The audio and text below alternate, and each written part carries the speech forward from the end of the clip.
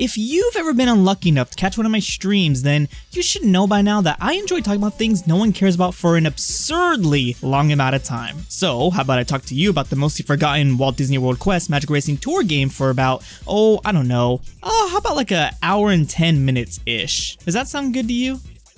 I don't know why I'm waiting for a reply, I can't even hear you. Now when I said Walt Disney World Quest Magical Racing Tour, you probably had one of a few reactions. Either, what is this game? I loved that game. Or, what the hell is that title? Which, you know what, that last one is very valid, but so is the second one. I absolutely loved this game as a kid. Like many others, I first played it on the PlayStation, and back then, Disney and their theme parks dominated my childhood, with Disneyland pretty much becoming my second home. Nearly every weekend for years, my family would go there, we'd get on a few rides, and then try to go home, but then I'd start screaming and crying out loud if we didn't get on the train that goes around the whole park first. Honestly, I still do that last part. But all this is to say that I grew up loving the rides at Disneyland, with their intricate theming, unmatched storytelling, and earwormingly catchy ride music. So a game where I get to race through those same attractions, well, was a dream come true to me. So when I saw Walt Disney World Quest Magical Racing Tour on the store shelf, the first thought that came to my mind was, wow, that's a horrible title. But the second thought was, I wanted to play it. I didn't care the game was based on Walt Disney World instead of Disneyland. I just wanted to see some rides I recognized, damn it. Luckily for me, a majority of this game's tracks are from the Magic Kingdom Park, where many rides are pretty much exact copies of the ones from Disneyland. So Haunted Mansion is still Haunted Mansion, Pirates of the Caribbean is still Pirates of the Caribbean, and Jungle Cruise is still the ride I would walk past to get to Indiana Jones. For me, this game scratched my itch of wanting the Disney rides at home. But was this game any good? Or was I just blinded by my love for Disneyland and its comically oversized churros? And most importantly, does it still hold up today? The game, I mean, the churros definitely do still hold up, I can confirm that, but the game we're worried about today. Only one way to find out. Time to dig through the closet, dust off that old PS1, and promptly put it right back in the closet because I'm going to be playing the Dreamcast version for this video. More on that later. But without further ado, it is time for our retrospective on Walt Disney World Quest Magical Racing Tour. Still can't get over that title. What the hell were they thinking? But first, we have to go back to the very beginning. Walt Disney World Quest Magical Racing Tour was released in the year 2000, during the peak of the kart racer video game trend. Developed by Crystal Dynamics and published by Eidos Interactive, it was first announced in December 1999 as Walt Disney World Racing, when Eidos first revealed they made a deal with Disney to release 3 video games based on Disney licenses. And you can tell that they couldn't agree on a name internally, since later in an early 2000s preview, they changed it to Walt Disney World Magical Racing Quest, before someone decided that the name Walt Disney World Magical Racing Quest still wasn't long enough, so they changed it yet again to Walt Disney World Quest Magical Racing Tour just before release. Honestly, the first title was fine in my opinion, but what do I know? Though I should be thankful for this, since I have a lot of fun telling people about this game, and when I say the title Walt Disney World Quest Magical Racing Tour, they're like absolutely stunned by what I just told them. They would swear I'm trying to pull some magic spell on them or something. It's honestly pretty great. The name change fiasco seemingly broke this game's journalists so badly that when writing about that early 2000s preview Eidos gave, they mistakenly called it Walt Disney World Magical Ring Quest, then Walt Disney World Magical Racing Question in the next paragraph, until they realized they were right the first time and finally referred to it as Walt Disney World Magical Ring Quest once again. Unfortunately for them though, they were not right the first time. Also within this article, the author refers to the game as Mario Kart style. Mario Kart, of course, being the de facto game all kart racers are compared to, whether justified or not. But here it's definitely warranted. This game borrows quite a bit from Mario Kart, especially in the power-ups department. Throughout the levels, you'll find brightly colored Mickey balloons that kind of look tasty, not gonna lie, but most importantly, give you power-ups. This being one of those, can I copy your homework? Sure, but change your answers slightly so it's not so obvious situations. For example, green shells become green acorns, red homing shells become red homing acorns, banana peels become teacup mines that spin opponents out of control, just like the teacup ride, and the lightning item that shrinks opponents becomes a frog spell that turns them into, well, frogs. You can even make it worse for them by running them over afterwards. Finally, the mushrooms become turbo boosts, and the invincibility star becomes, well, basically just some fireworks that your cart's just to fart out. The only original item in this game is the guided bottle rocket, which is pretty much just a worse red shell because you have to steer it yourself, while a CPU takes control of your cart and tries not to drive you into obstacles, which it's not very good at. I'm just gonna have my rocket just driving for a bit. Oh no! The CPU that takes control over my cart drove me into a teacup. Brother, why? Out of all of them though, the frog spell was always my #1 favorite. Every time I got this while playing against my siblings, this was the exact same face I would make. Overall, the power-ups here are nothing special, though the acorns do launch your cart straight up into the air, and you can see the bottom of them aren't even rendered, so that's kind of fun. What's not fun though, is how CPU racers are kind of bloodthirsty monsters with their items. When these guys get their hands on one, they're so eager to use it, such as them picking up and instantly throwing back down their teacup mines. Worst of all, an acorn hit will send your cart straight up into the air for a few seconds, with you unable to move until you land again, which is fine, except for when it seems like every CPU has acorns, and you get stuck in a seemingly endless loop of being launched up into the air, landing and launching back up again, and then someone turns you into a frog just to add insult to injury. Brother, no way you double acorn me into a frog, into a trampled frog, bruh. But it's okay though, cause the CPUs are kinda bad drivers. You'll end up with generational amounts of distance ahead of them multiple times if you understand the race mechanics enough. Speaking of which, let's meet our kart racing cast of characters, shall we? We have here an impressive character roster of 13 different racers to choose from. For our Disney classics, we got Chip and Dale rocking their Rescue Rangers outfits, as well as an unlockable Jiminy Cricket. For original characters, we have Amanda Sparkle, Tiara Damage, Bruno Biggs, Mo Whiplash, Otto Plugnut, Oliver Chickley III, Polly Roger, and Baron Carlot, along with 2 more unlockable characters, Ned Shredbetter, your typical 90s extreme guy, and Zud71, a robot used for ride testing who pretty much looks like a mecha Donald Duck, with a kind of familiar looking antenna on their head. You know, I hate to break it to you, but I don't think you can claim that that's you and expect to get a record deal out of it.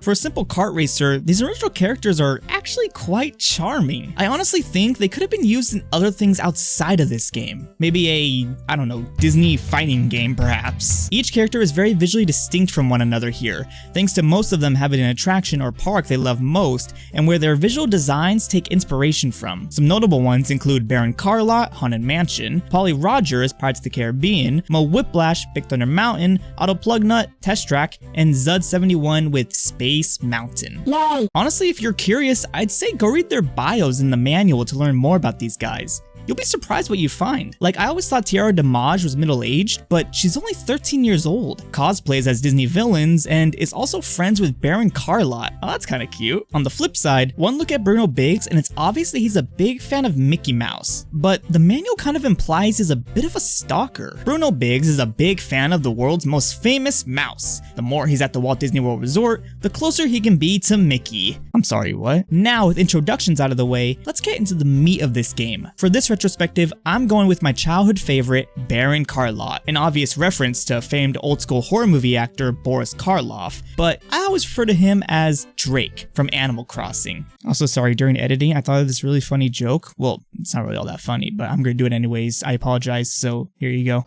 What are you wearing? Drake from Animal Crossing.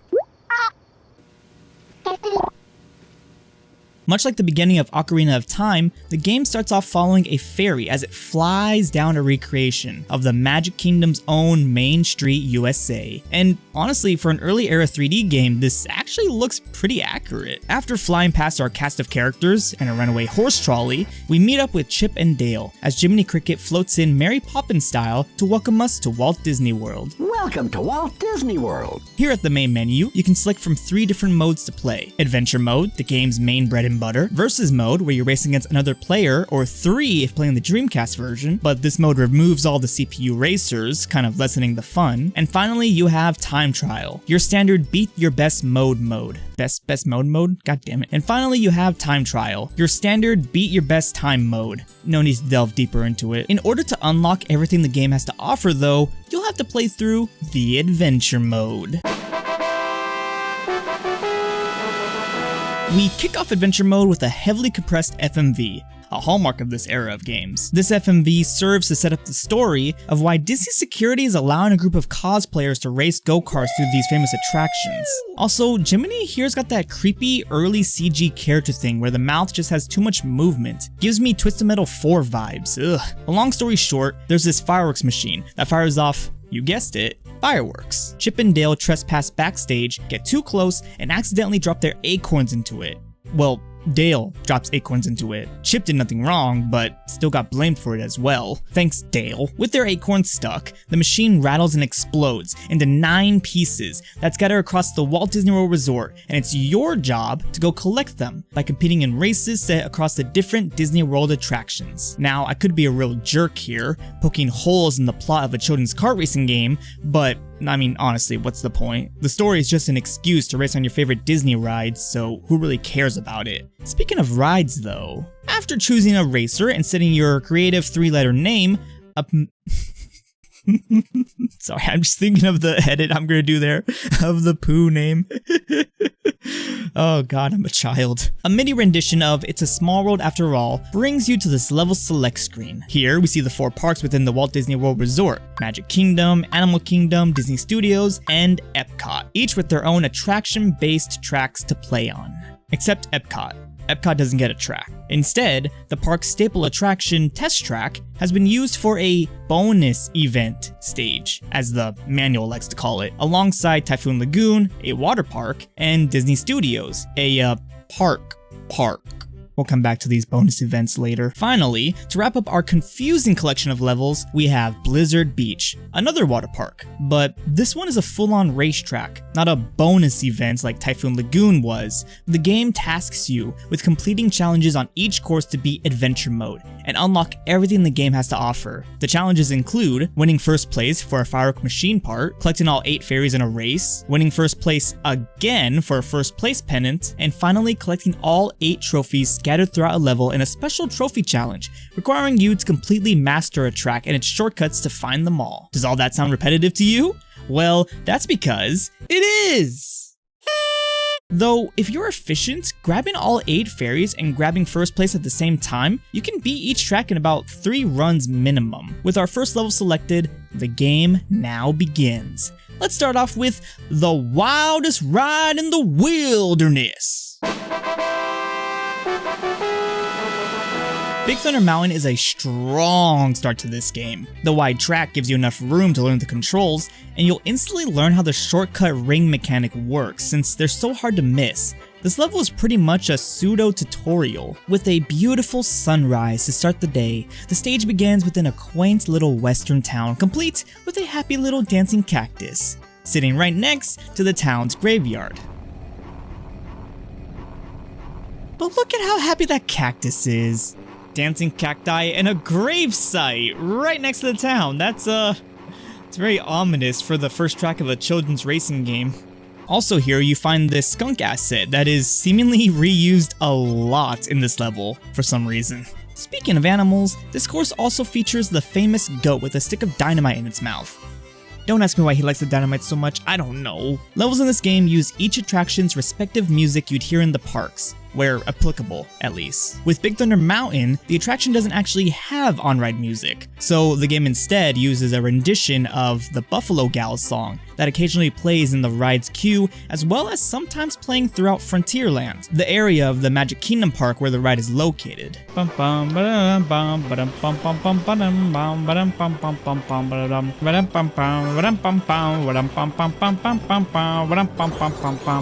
Along with the charming music, this level also has some fun visual details, such as many cartoonly animated props. You have the famous dinosaur fossil, though here it's seemingly been possessed, an exploding TNT shack, most likely where the goat got the dynamite from, and even a sentient water tower, strangely enough. There's also a few hidden Mickeys scattered around here, including one on the side of this Native American teepee, which I don't want to ask why it's rocking so much. Interestingly, this track also seems to share the same cave where Black Mesa dumps all its radioactive waste. Big Thunder Mountain is overall a fun track that captures the essence of the attraction very well. With the music, strong western visuals, and charming characters, this level is a strong start to the game, I feel like. I give Big Thunder Mountain a 4 radioactive waste dumping sites out of 5. You know, all that radioactive waste sure does explain why every inanimate object in this level is seemingly alive, and why all the previous townspeople are now, well, not alive. But hey, we got a dancing cactus at least. After Big Thunder Mountain, you're given a choice between 2 levels to go to next, one of those being Blizzard Beach, based on the resort's 3rd and newest water park at the time, having opened in 1995. This park sports a snowy winter mountaintop within a warm tropical environment for its theme. You would think these two themes would clash, but they surprisingly don't. Now, just how well does this game translate the water park experience to a race course? Well, pretty well, surprisingly. See, you wouldn't think a water park would make for a good track, but with said park's theme being so strong, then it was an easy W for the level's artist. Many elements here are lifted directly from the park, such as a pine palm tree fence, snow machines, beach chairs, ski lifts, and snowmen dressed in beachwear. Most notable though are these water slides you can go through just like a real water park. Like, come on, that's actually pretty smart. One set of these slides are used for what is probably the most ridiculous shortcut in this entire game. By grabbing the 3 rings and entering this building here, you go through this shortcut that skips past so much of the track. Like, seriously, look at this. You enter here, skip past all this, and come out way over here. The CPUs don't even stand a chance. Which, you know, I'm not complaining. Red acorn throwing bastards. The winter theme even extends to the soundtrack, which kicks off an interesting trend within this game. See, many of the attractions here have iconic soundtracks that play in their real-life counterparts. Obviously, we couldn't imagine Haunted Mansion or Pirates of the Caribbean being included in this game without their music, which the devs knew.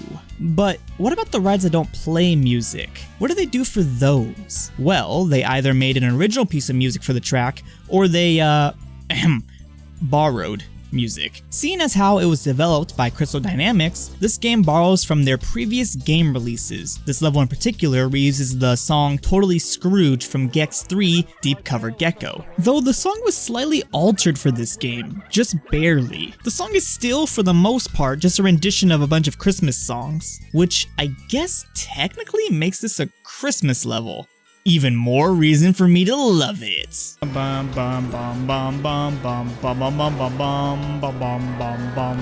The strong dedication to its theme, cheerful music, and creative water slide segments makes this a surprisingly good racetrack for being based on a water park. I gave Blizzard Beach a 4 impossible to destroy snowmen out of 5. Also, I found the North Pearl pun funnier than I should have. I learned from watching footage that this is from the actual park itself, but I've never been there, so as far as I'm concerned, this game made it up. Nice one, devs. The North Pearl. Okay, that's pretty funny.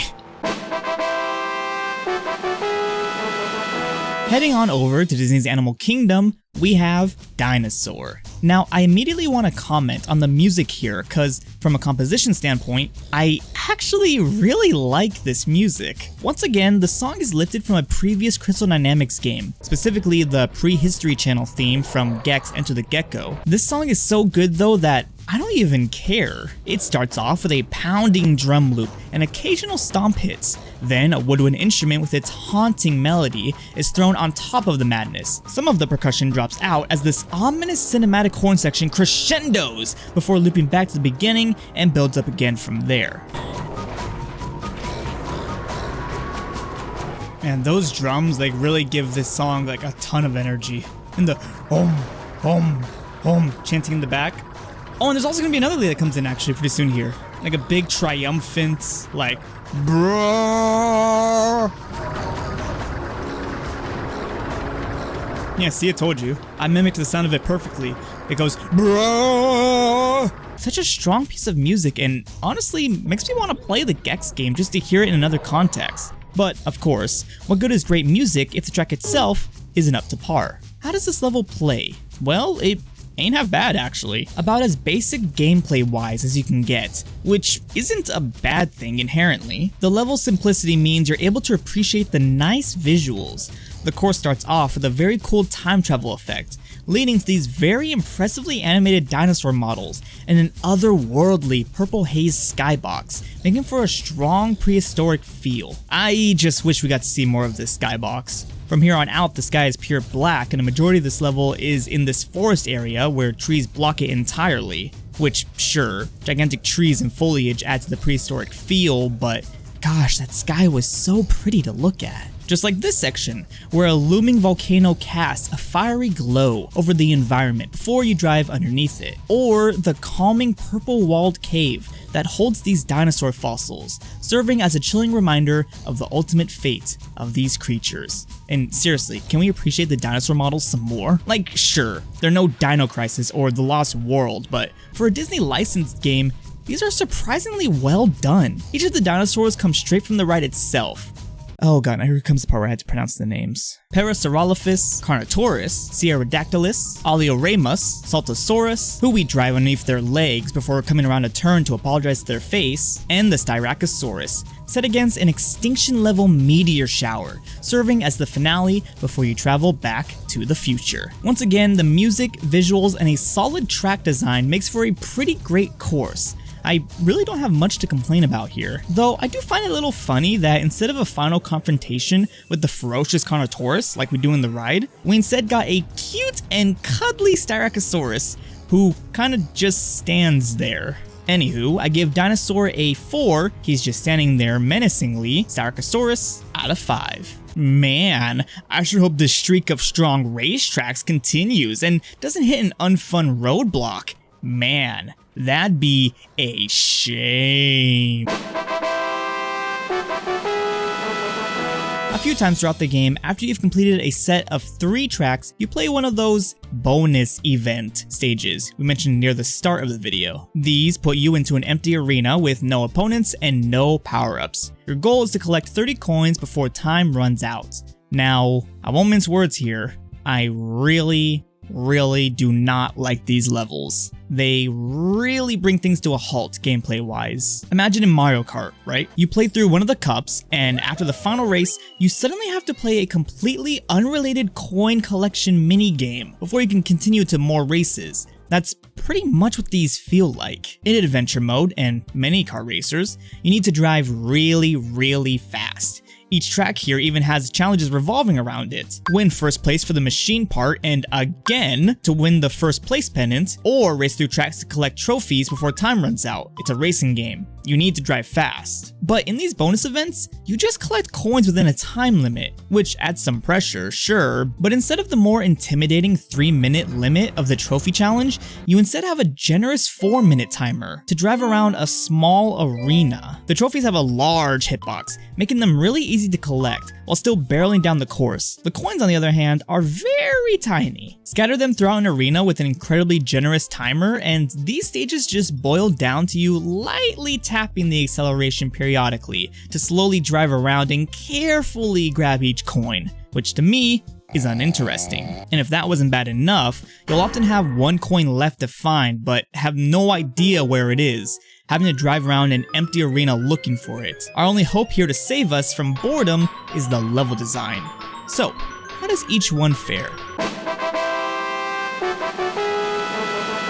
The first of these bonus event stages is Test Track. At the time of this game's release, Test Track had just barely opened a little over a year ago and was one of Epcot's only thrill rides, with the grand finale where your vehicle accelerates to 65 miles per hour. So you have to question why the devs took Disney World's fastest attraction and turned it into a collectathon, where the most optimal way to play is going as slow as possible. I quite frankly think it's criminal Test Track didn't get a proper race course. It's not like the ride is lacking in theming. If you can make a track based on a water park, then you can surely make one for Test Track. Like, what a big missed opportunity here. I can't help but wonder what an alternate reality version of this could have been like. Oh well. It's not all negatives though. I do like the soundtrack from the attraction here. With an industrial drum beat and a cheesy bass synth, it's honestly a nice song to pop your head to as you mundanely collect coins. With these safety testing cars that are either crashing into walls, crashing into each other, or crashing into you. And here we see the two Test Track cars preparing to mate. These alone add so much motion and life to the stage, keeping it from feeling completely stagnant. With no opponents on these levels, these cars fill that role of being an obstacle you have to avoid while trying to collect coins. Ah! Ah! Wait. On the other side. Oh god! Honestly, out of all the bonus event stages, this is the best out of the three for that reason alone. We'll be taking a look at the other two bonus events as we progress through the adventure mode, but for this first one though, it's not a great stage, but it definitely could be worse. I give Test Track a 3 test dummies out of 5. It's a very low 3 though, and easily could have been a 2, but I must have liked something about this level as a kid, because I remember playing it quite a bit. Maybe I was just a dumb kid, but I don't know. Awesome, another hidden Mickey, but this time with a little string coming out of its butt. Next we have Rockin' Roller Coaster, starring everyone's uncle's favorite rock band, Aerosmith. The ride very prominently featured the group and a selection of their songs for the on-ride music, but of course they had to change that for this game. Instead, this level reuses a song from a previous Crystal Dynamics game, Total Eclipse, namely the Aqueous Major levels theme. Or does it? See, strangely enough, the PAL version of this game completely replaced it with an original piece of music. This seems to be the only instance in this game of a song differing between game regions. The PAL version of the song features a much more aggressive guitar riff, almost butt-rocky in nature. Both songs still feature a shredding guitar lead so as to feel a bit Aerosmithy, but the PAL song is definitely more aggressive sounding, compared to its North American counterpart at least.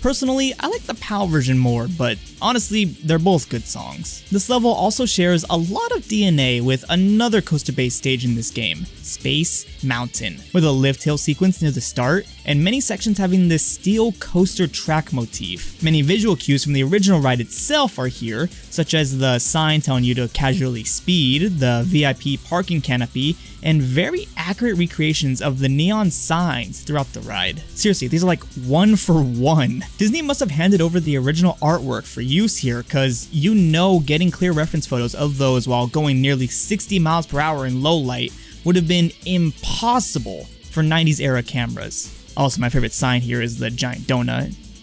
I don't know why I'm telling you this. This course also has a few interactive elements you can smash your cart through, such as these road signs and a giant TV projecting your game screen onto it. Admit it, every time you play on this track, you always smash that screen. Overall though, this course is pretty average. It's simplistic. Hell, there's not even a shortcut on here. This is an average track.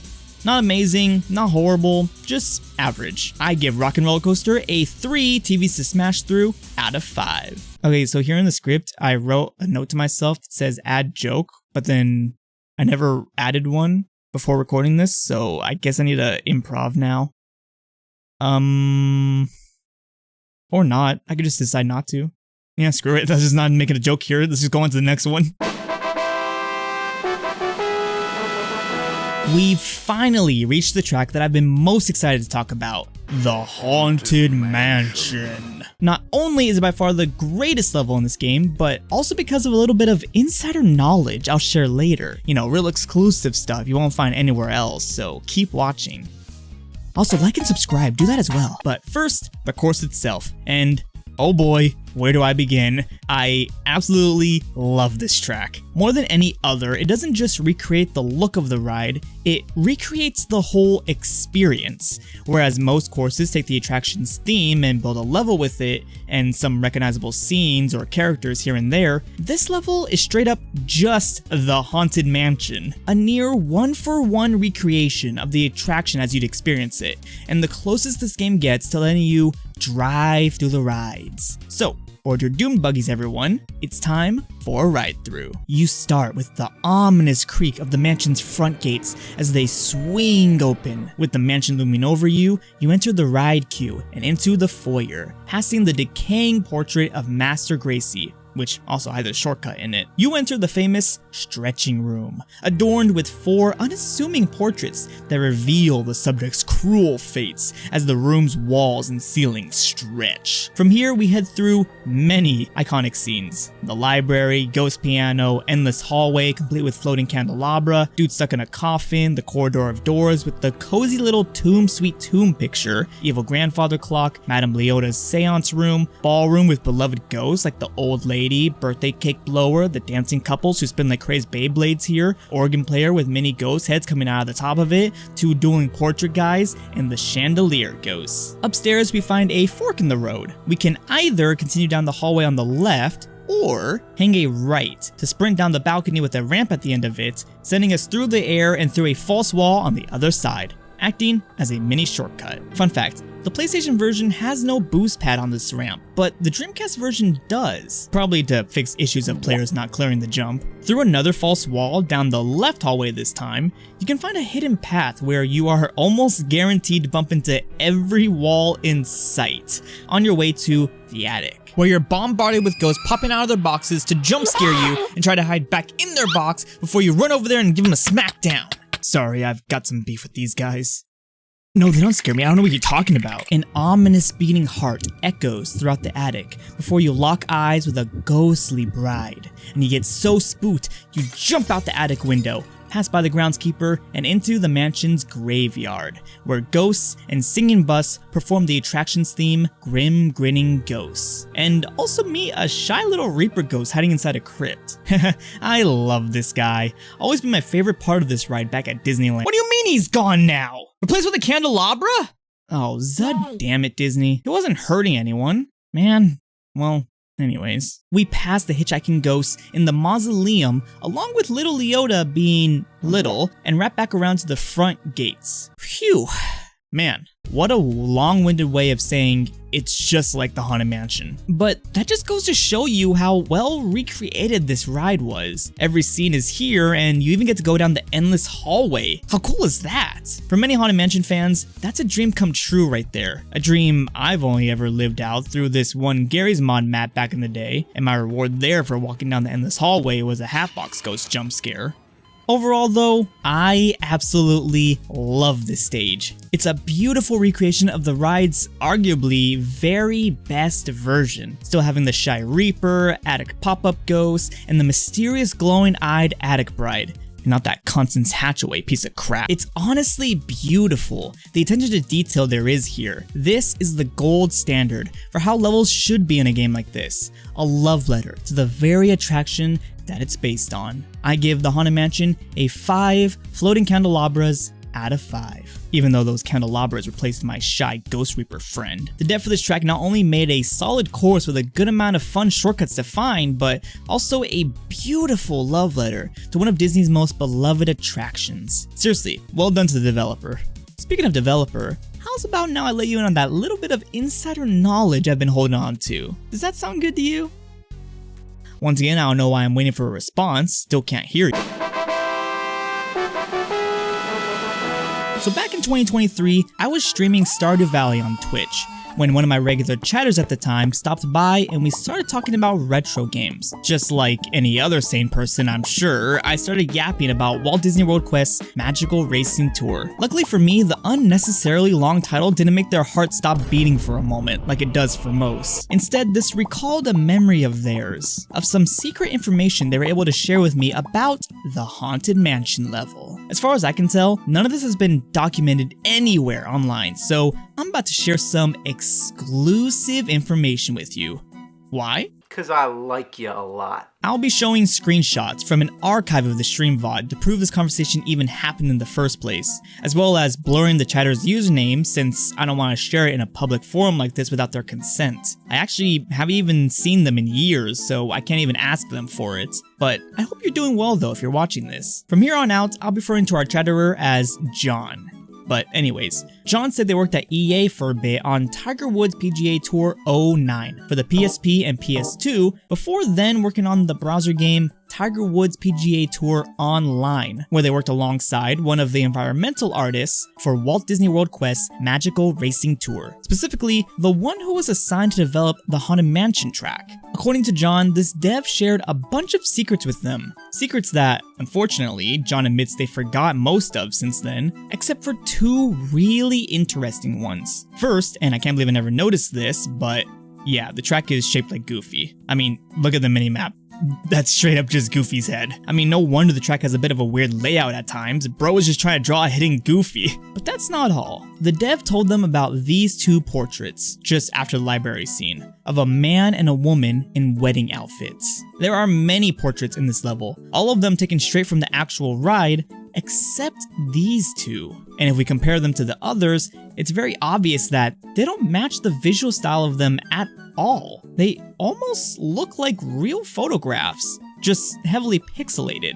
Well, that's because they are. But where did they come from? Well, as John was told by the dev themselves, these portraits here are actually the dev's wedding photos of him and his wife. After that bombshell, we started talking about other things, moved on, and eventually John stopped coming to my streams, but I never forgot what they told me. I was so happy to learn this amazing secret about my favorite childhood game, but there was something I always wondered. Was it all true? Were these the dev's actual wedding photos? Was the track actually shaped like Goofy? Well, yeah, that one is definitely true. But the wedding photos. The wedding photos, Mason. Those I was most curious about. So, while working on this retrospective, I knew I had to share this information with everyone. Like John said, none of this was documented anywhere, and I think it deserves to be known for those who love this game just as much as I do. But first, I had to verify this. So I rewatched the stream VOD where John first told me about all this, and crucially, John mentioned how they met the dev while working on Tiger Woods PGA Tour Online. So I pulled up the credits for Walt Disney World Quest Magical Racing Tour, searching for someone with that same game credit, and sure enough, I found one, a Mr. Ross Harris. So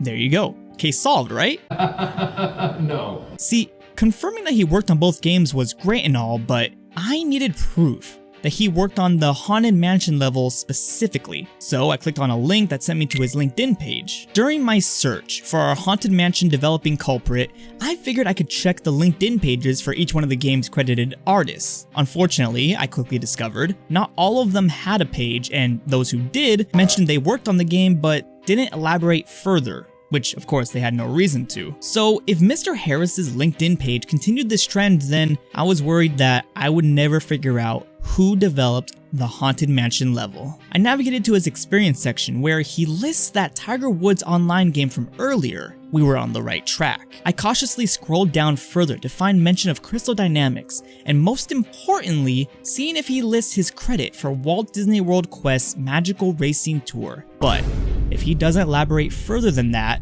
and crucially mentions working on the Haunted Mansion level, then I'm afraid the trail ends here, and the truth has vanished into darkness. He writes the following. Walt Disney World Magical Racing, Senior Environment Artist, PlayStation, Dreamcast, Game Boy Color. Sent to take reference video at the Walt Disney World theme parks in Florida. And designed, built, textured, zoned, and vertex lit the Haunted Mansion level. and associated objects. This is him. This is the man responsible for the greatest level in this game. Not only that, but him having a credit for Tiger Woods' PGA Tour online means John's story is very likely true, which means these portraits being the dev's wedding photos is also very likely true. In fact, if you still don't believe me, then take a look at this. Using Flycast and RetroArch, I dumped the two portrait textures and pulled them into a photo editor. My goal was to get them to line up, possibly showing us what the original wedding photograph might have looked like. With these two parts of the pictures looking similar, I figured this is where the two connected. So I trimmed off these pixels just above the bride so I could better layer her photo onto the groom photo, and there you go. I am 100% confident now that this is the original photo, just, you know, heavily pixelated. You can see on the groom where the bride was originally. Even these white pixels on his shoulder align with the pixels on the bride's veil. I don't know what's going on here though. I'm assuming the two were originally locking arms in the photo, since the bride's right arm is seemingly missing. It's possible the missing arm and these weird belly button looking pixels here are the results of the photo cutting process. And with this new bit of evidence, I think it's pretty definitive that these are indeed the dev's wedding photos. The case has been solved, and all thanks to him putting in the effort to add all this info on his LinkedIn. Also, apparently he added additional objects to 2 other levels, which I'm assuming he's talking about these TV screens on Rock and Roller Coaster and Tomorrowland Speedway. On the Haunted Mansion level, these screens show up within the mausoleum, so my theory is that he created this effect himself, and then recreated it for the devs of the 2 levels mentioned earlier, because those are the only other stages where this effect also appears. But I don't know, that's just a theory. A game theory. But yeah, there's not much more I can say about this level. This level nails the Haunted Mansion's creepy atmosphere perfectly and recreates the ride in its entirety. I want to sincerely thank the Haunted Mansion dev for creating an incredible track and for the many memories I've made while playing this. And shout out to John for telling me all this secret info. Wherever you are, I appreciate you sharing it with me. So how's that for a bit of insider knowledge, huh? I told you it was gonna be good. Now add that to the wikis and list me as the source, or else the dancing cactus gets it. Anyways, next track. Oh, Jiminy Crickets. You better pray to Zud, because I'm gonna grab you by your auto plug nuts and hit you with some Mo Whiplash that'll cause some serious tiara damage. That is to say, we're about to go from a very positive review to a very negative one, if that wasn't obvious. Jungle Cruise is my least favorite stage in this game, and honestly, it's also the ugliest, in my opinion at least. Like, did the water really have to be this sickly green color? I understand this ride takes place in the jungle, but when nearly everything is green, it all kind of looks the same. The course is also probably the most difficult, with paradoxically very narrow turns, and also turns that are way too wide where you'll struggle to pull off a drift either of them, often just crashing into the wall. There's also a lot of assets lying about in the water, adding to the very busy visual design in a bad way. In earlier versions of this script, I went on a tangent here for a good while complaining about these 2 ramps here. Yeah, it got that bad. I felt like it was nitpicking too much though, so I cut it out of the video. So this whole section here might feel a little empty compared to others. I'm sorry. I still hate those ramps though. The song is fine, and the stage does have some recognizable scenes from the attraction, but playing on this is just not all that fun. With the gross green watercolor and the sudden sharp turns, I'm surprised I don't end up vomiting on the stage more often. I give the Jungle Cruise a 2 stupid easy ramps out of 5. Man, I sure hope the next course doesn't have any water. Oh, Zud, damn it! After another set of 3 tracks, we're treated to yet another bonus event, Typhoon Lagoon, based on the resort's second water park that opened in 1989. Also, if you've been paying attention, you'll remember I mentioned Typhoon Lagoon and Blizzard Beach were the resort's second and third water parks, respectively. There are, well, I suppose, were 3 water parks at the Disney World Resort at this time. The only one to not be included in this game is Disney's River Country, the very first water park they opened back in 1976, and unfortunately would end up closing just a year after this game's release. I guess I understand why it's missing though. Typhoon Lagoon and Blizzard Beach are both very highly themed water parks, while Disney's River Country was, well, just a swimming hole. Man, it's a shame too. I would have loved a level where you had to fight off the water's brain-eating amoeba that lived in it. Yes, the park's water actually had brain-eating bacteria in it. I'm not making this up, but enough of that. What do we think of the actual level itself? Well, it's pretty meh. My criticisms of the bonus event gameplay still apply here. It's just not that fun to play on. Once again, the original music here does improve things a bit, with a surfy beach guitar vibe clearly inspired by Dick Dale and his work, such as the riffs he provided for the Space Mountain soundtrack. The visual supplements to your jam session here during your hunt for coins are some boxes with the game's working title, the shipwrecked boat acting as the park's icon, non-sickly green colored water, thankfully, and the shark jaws. Also, there's this really happy gator guy just dancing.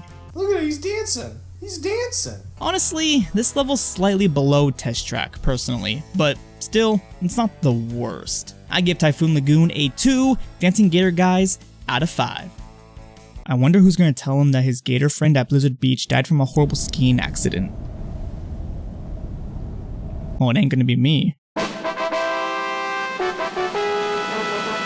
Awtopia! I sure do love me some Tomorrowland Speedway.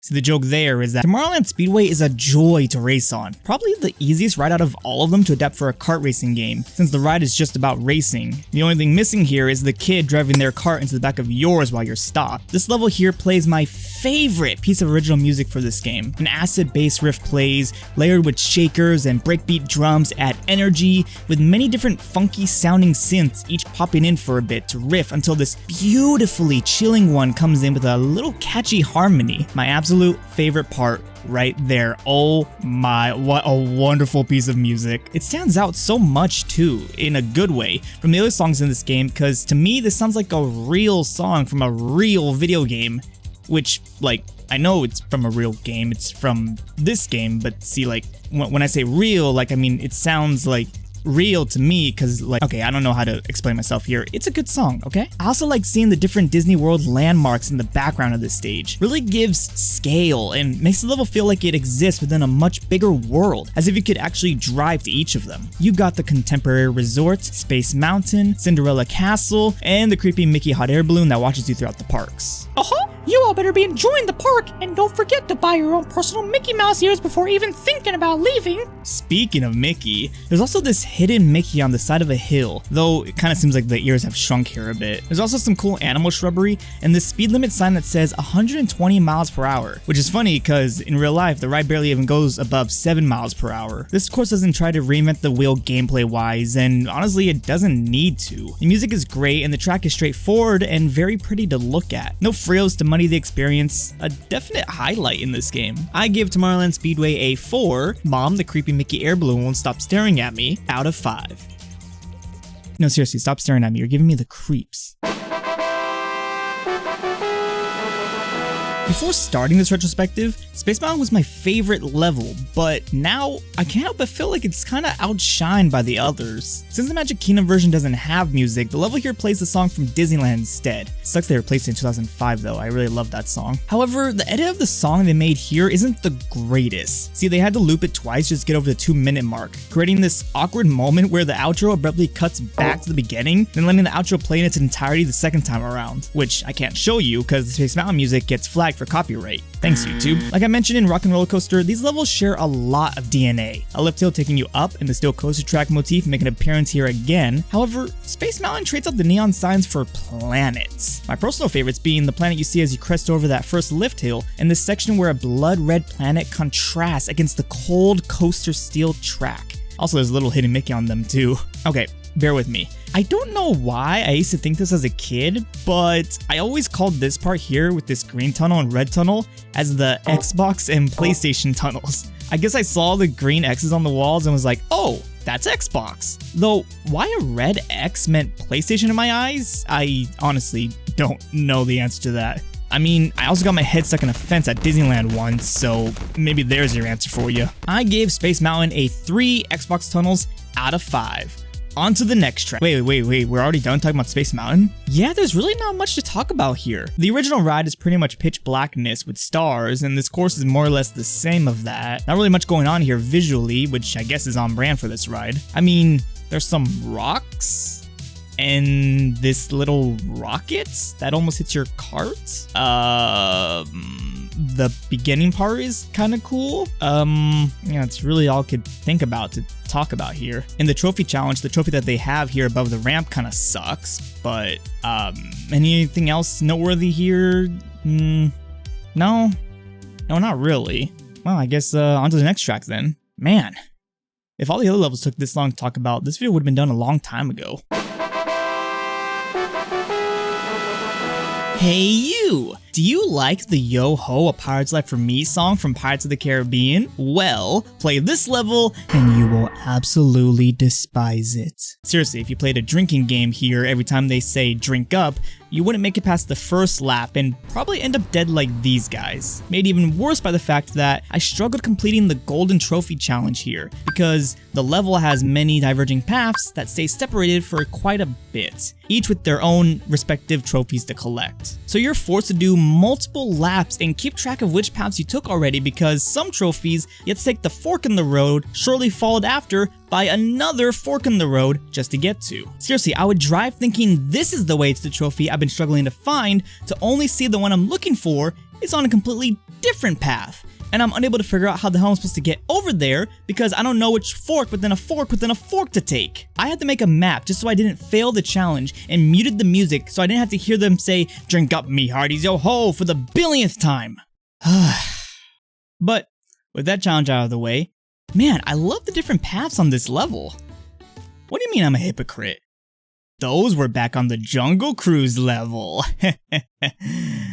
Yeah, okay. But seriously, I like that each path has its own unique scene that the others don't get to see, such as the pirate ship that one path just glides over for a second, but another one lets you drive up to in its entirety. Scattered throughout the paths are some recognizable ride scenes like the burning town, the don't be chicken scene, the guy with the explosive barrel and his dirty feet, me and the gang every time we squad up in a multiplayer competitive game, the greedy skeleton, the 3 jailbird Joeys and Poochie, the superior version of the bride auction scene, and the skeleton who hasn't realized he's crashed his pirate ship yet.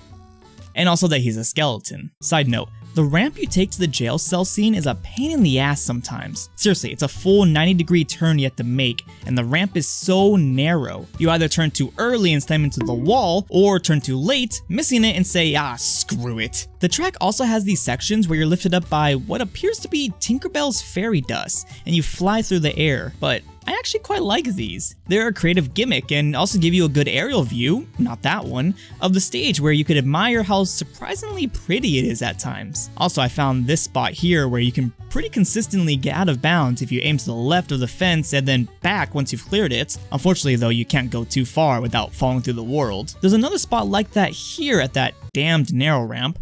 Unfortunately, once again though, eventually the void will just consume you. But why would you want to get out of bounds? This is a fun level. I give Pirates of the Caribbean a 4 redheads out of 5. Also, I found that out of bounds trick accidentally while trying and failing to get this trophy here. I wonder if there's any more spots like this throughout the game. Go out there and try and find them. If you find one or know of one, let me know, because I would love to try it.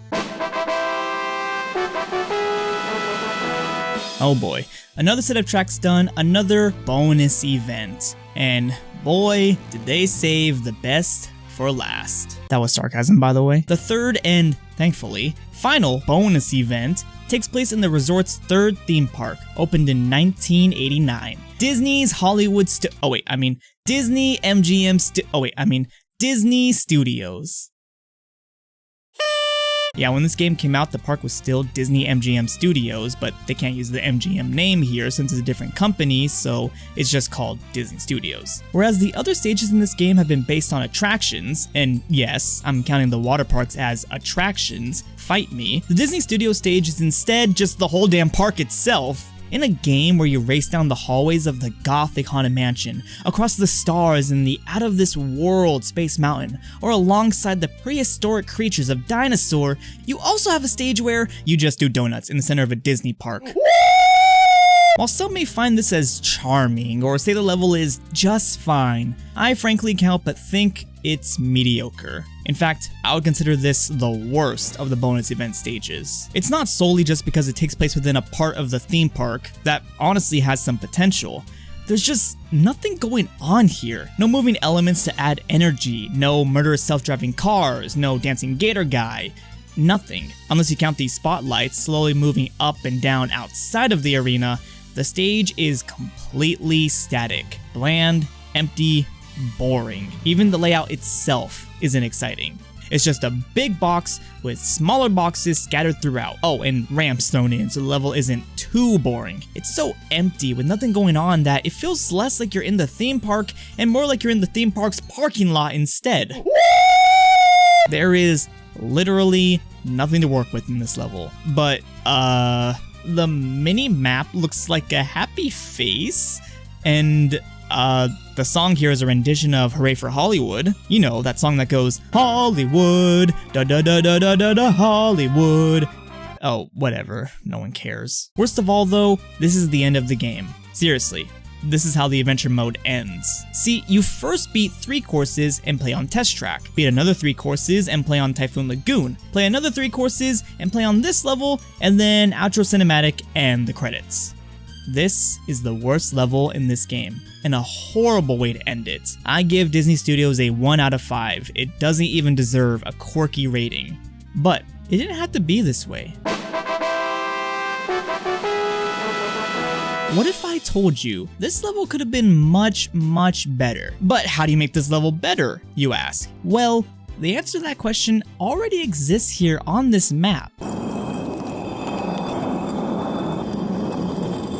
The Twilight Zone Tower of Terror. I would have really loved a Tower of Terror racetrack in this game. That would have been so cool. Say, good idea, Ayngull. Let's make a level. Real quick history lesson here. The Twilight Zone Tower of Terror opened at the then Disney MGM Studios in 1994. It's a drop tower attraction themed to The Twilight Zone, a science fiction horror anthology TV series from the 1960s, owned by CBS Paramount. The story of the ride is that a bolt of lightning struck the Hollywood Tower Hotel one night in 1939, causing 5 people in an elevator to completely vanish. You board a maintenance service elevator, ascend up the tower, see a couple scenes, and the elevator goes up and down and up and down again until the ride stops. Then you exit to the gift shop. With the ride being a drop tower, sure, maybe it wouldn't be a good fit for a racetrack, but would have been a good fit for a bonus event stage. Let me explain. I'll use Test Track as a blueprint to demonstrate this. So here's the layout of the Test Track stage. A small room, a large room, and a narrow track section that curves upwards and drops you back down. For Tower of Terror, we take this small room here and toss in a front desk, some furniture, luggage carts, and boom, we have the hotel lobby. Now save a bit of that small room and turn that into the library, where they play the Rod Serling pre-show footage. Of course, without him and the Twilight Zone branding, since they don't own it. Instead, replacing all of that with a picture of an elevator door and some moments of static, synced to lightning flashes. Boom, we have the library. Now take that large room and use that for the boiler room part of the queue. Boom, we have the boiler room. Next we have this narrow track section. Here, we'll have recreations of scenes from the ride. You'll drive your cart down the hallway where the hotel ghosts wave to you as the walls, floor, and ceiling turn into a starscape with just a floating window remaining. You'll smash through the window and end up in the 5th dimension, where a non-trademark infringing white door, giant eyeball, and clock surround you as you curve around upwards through the stars and drop back down into the lobby through a destroyed elevator door, and boom, roasted. I mean, boom, we have the Tower of Terror. Sorry. It feels kind of wrong the game barely makes a mention of this ride, except for this little cameo here in the level and also briefly on the level select screen, but my little idea here fixes that issue, completely replacing the uninspired Disney Studios level. I think this would have made for a really cool level, and now that I've imagined it, the Disney Studios stage is even worse in my eyes. Great. Give me my Tower of Terror, someone, please, I beg you. However, it won't fix that the gameplay just isn't all that fun to begin with. These collectathon events should have honestly been battle events instead. Just take the arenas already made, throw in 5 CPUs to battle against, and make the goal to be the last man standing instead of coin collecting. These levels already have balloon spawns for the versus mode anyways, and in fact, Toy Story Racer did this exact concept in its story mode. Having opponents in that arena with you all firing off items at each other adds some challenge and excitement to these events, and would have fit nicely in between races, shaking up the gameplay yet still maintaining that exciting fast-paced action found on the racetracks. This is the last time we have to talk about these stages. Thanks Zud. I dread having to play them on revisits of the game. Although this is where the adventure mode ends, we still have one more stage to look at. Luckily, it's based on a water ride, so we can use the bromine-laced water to wash this disgusting Disney Studios taste out of our mouths. For the final level of this game, we have Splash Mountain, which is only unlockable by winning all 9 pennants from the previous tracks. So was it all worth the trouble? And is it a satisfying conclusion to this game? Let's find out. It's honestly kind of hard to hate this course when you have the song Zippity Doo Dah playing here. It's a Disney classic that transcended even the movie it came from. You know, the one that Disney doesn't want you to know even exists. I gotta admit, I was absolutely belting my heart out to this song while getting this footage.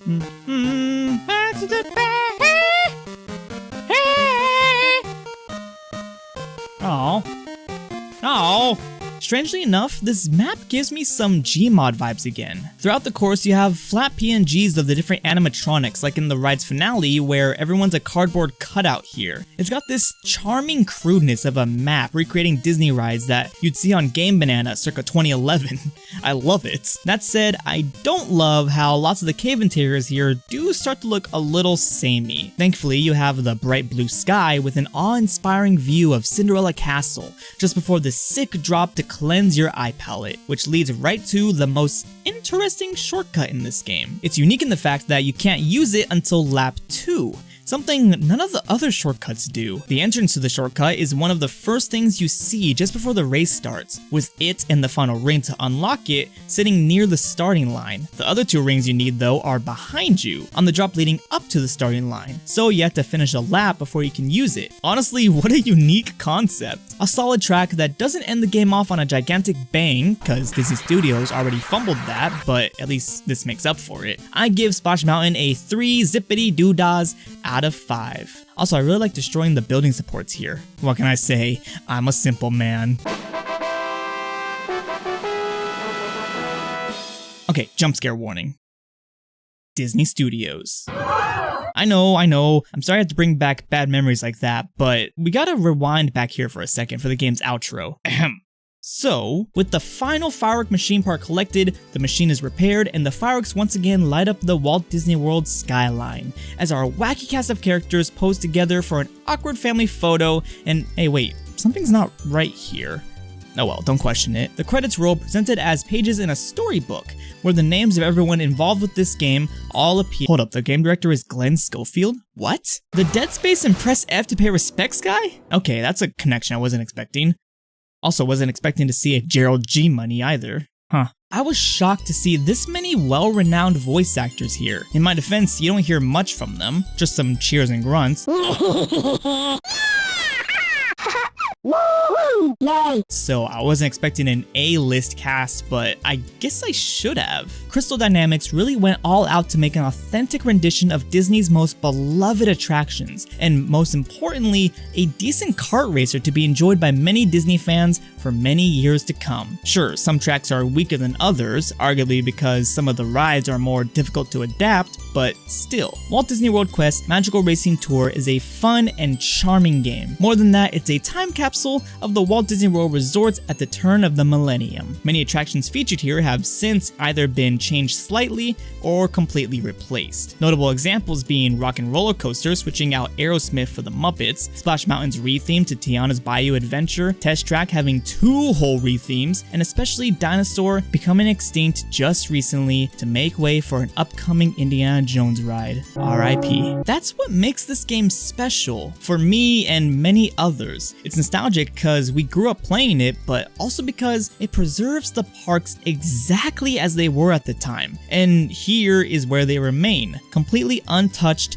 and for us to return to time and time again. For general kart racing fans, you're sure to find a good amount of gameplay flaws here, but for those of you like me who love these classic attractions, then you'll certainly appreciate the overwhelming love and care that the developers put in here. Walt Disney World Quest Magical Racing Tour, while having an absurdly long title, is a lot of fun and largely holds up even today. If you have any glimmer of interest in this game, I'd highly recommend you check it out, but stick with the Dreamcast version, as that is definitely the best way to play. Why is that, you ask? Well, how about we see for ourselves? You know, I can't help but feel like I've betrayed a longtime best friend while making this video. My love for this game began, like it did for many others, on the PlayStation, where I definitely played this the most out of all the games I owned. Spyro the Dragon? Nah. Medieval? Nah. The Pizza Hut demo CD? Nah. Walt Disney World Quest Magical Racing Tour, baby! However, upon playing the Dreamcast port for this retrospective, I can say without a doubt the PlayStation version is just not great. It feels blasphemous to say this since that was the version most of us grew up with, but the Dreamcast version is an improvement in every way. For example, the character models here got a glow up thanks to the Dreamcast's superior hardware, either through minor 3D elements being added to them or being remade entirely, which definitely benefited old Polly Roger here the most. Textures were also higher res here, and unlike on the PS1, didn't warp. Here are some real quick comparisons showing you the differences in textures here.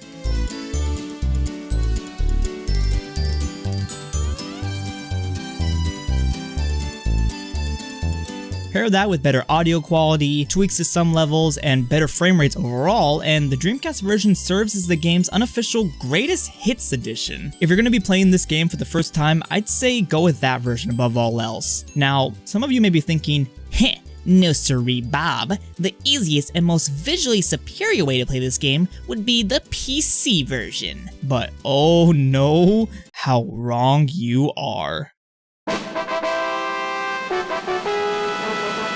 When it comes to these older PC games, there's always a risk-reward trade-off, the reward typically being getting to experience the game at its absolute best, with the highest graphical fidelity possible and unmatched frame rates. The risk though being that you may have to spend a lot of time just to get it even running on modern hardware. In my case, I got all the risk and none of the reward. I launched the game setup menu just fine.